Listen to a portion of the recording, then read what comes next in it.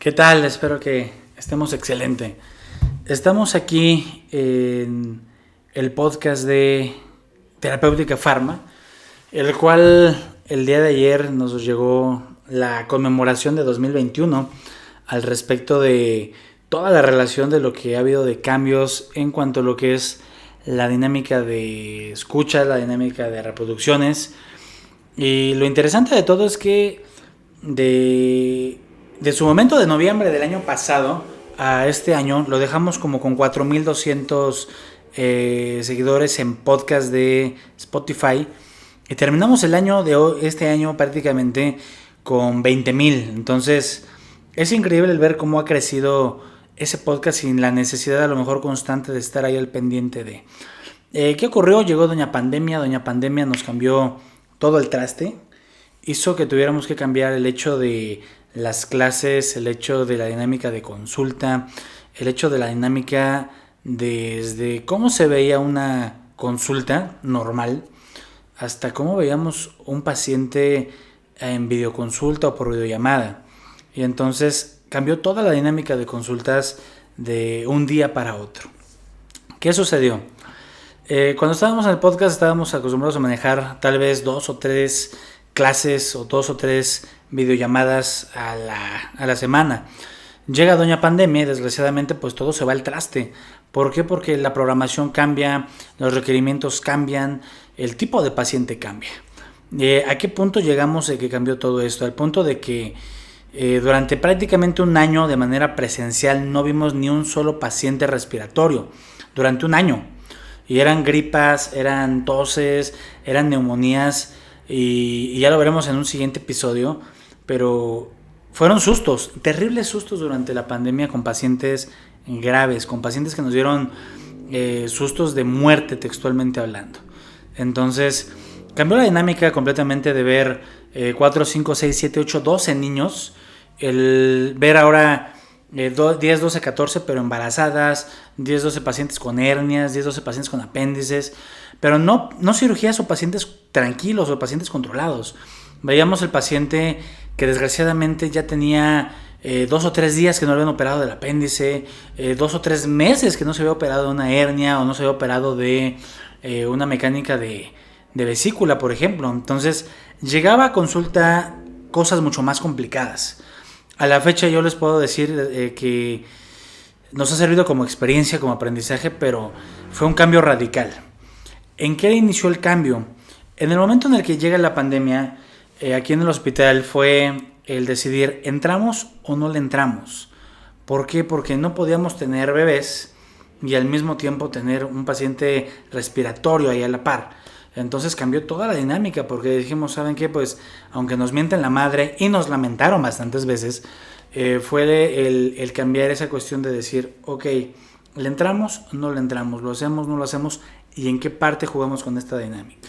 Entonces muchos nos dijeron, ¿saben qué? Es que no es posible el que me digas no te voy a atender, no es posible el que me digas no te voy a ver, pero llegaba el momento en el que no podíamos manejar ese volumen de pacientes porque teníamos 6 embarazadas, 2 en trabajo de parto, una cesárea, un apéndice y todo complicado. Entonces, bendito Dios, el espacio nos dio, la dinámica nos costó el poder ubicarnos, pero sucedió.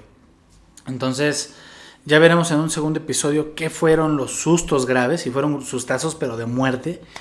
Pero esto fue lo que principalmente de manera gradual hizo que cambiara durante la pandemia. O sea, en lugar de ver un paciente tranquilo, una gripita, una tos, híjoles, durante un año no ver inclusive pacientes respiratorios, y cuando los empezamos a ver, el verlos con miedo. Y había pacientes que me decían, es que me estás viendo pero me ves con asco. Y no era verte con asco, no era ver al paciente de manera negativa o no quererlo atender. Yo les puedo decir que durante la pandemia la videollamada disparó. O sea, yo puedo decirles que tranquilamente habremos visto 180, 200 pacientes de seguimiento por videoconsulta, que a lo mejor era el volumen, a lo mejor mensual, pero creció de manera radical. Entonces, ¿qué nos dejó la pandemia como cambios? Uno, el tener que entender que no forzosamente solamente hay un canal de comunicación. No solamente hay un canal de comunicación que aquí estamos delante de ustedes. Dos, el entender que a veces el solo hecho de estar al pendiente de una persona, aunque no sea de manera presencial, puede ser la diferencia entre un cambio de un paciente de muy malo a sano. Y número tres, que el retomar nuevamente las actividades a presencial, como consulta respiratoria, se debió en gran medida a dos cosas. Uno, ya más gente vacunada, mucho más gente vacunada, porque a pesar de que estamos viendo más casos de COVID positivo que el año pasado, son casos leves, son casos moderados, difícilmente un paciente que vaya a acabar en el hospital, difícilmente. Entonces, hace un año veíamos de 100 pacientes 99 que se iban a complicar, hoy vemos de 100 pacientes 5 o 6 que se van a complicar. Entonces, ha sido un adaptarnos constante, pero sobre todo el ver la nueva dinámica de cada cosa. Entonces, los invitamos a seguirnos a través de la plataforma de Spotify de podcast. Los invitamos a través de la plataforma de TikTok para diversas pláticas y videos y demás. Y estamos en YouTube, en donde estaremos cargando el resto de las clases y pláticas.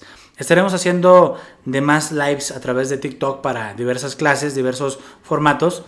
Pero sí valdría la pena que en los videos que tenemos en TikTok puedan hacernos algún comentario de qué les gustaría que platicáramos para poder ser un poco más amenos. De todo corazón yo les agradezco los 20,000 que tenemos en el podcast de Spotify, los poquito más de 8,000 que ya tenemos en TikTok y tratar de seguir creciendo como parte de. Un abrazo a todos, muchísimas gracias por sus bendiciones y nos vemos hasta la próxima. ¿Qué tal? Espero que estemos excelente. Estamos aquí en el podcast de Terapéutica Pharma, el cual el día de ayer nos llegó la conmemoración de 2021 al respecto de toda la relación de lo que ha habido de cambios en cuanto a lo que es la dinámica de escucha, la dinámica de reproducciones. Y lo interesante de todo es que de su momento de noviembre del año pasado a este año lo dejamos como con 4,200 seguidores en podcast de Spotify y terminamos el año de este año